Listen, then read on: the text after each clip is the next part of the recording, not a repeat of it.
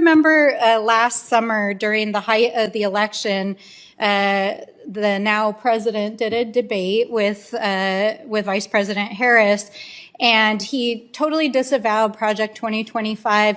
And do you remember in this very hearing room, we were in this hearing room and we tried to enter Project 2025 into the record, and multiple members of the committee objected to putting a document that was online at the time into the record because they at the time were trying to claim, oh, Donald Trump has nothing to do with this. We have nothing to do with this. This is not what our policy plans are. And now here we are, and literally the bill in front of us is Project 2025.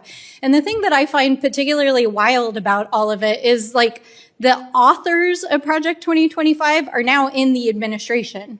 The director of OMB, the director of SCC, like the dudes who wrote the document that you guys objected to putting in the record, except for now you're trying to pass a bill to do it, literally are there. And now you're executing and abdicating your constitutional authority by trying to pass a bill that does that bidding.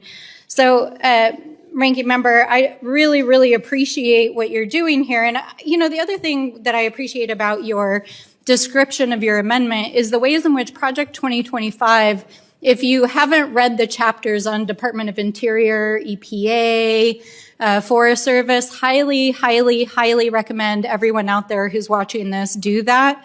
Because not only is it nefarious in its sort of broader implications for opening public lands to the lowest bidder, this isn't even highest bidder, it's to the lowest bidder, it actually proposes opening lands that have been protected for generations. And amongst the lands that are included are the boundary waters included in this bill today.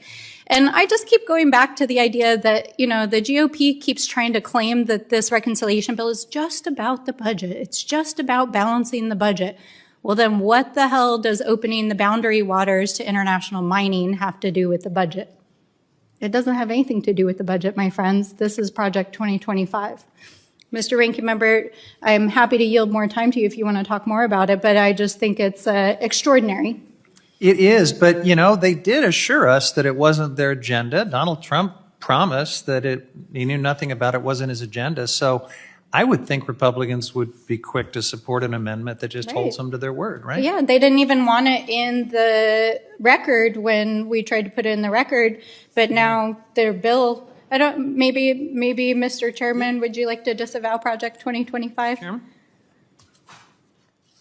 Doesn't look like it. Yeah. Okay.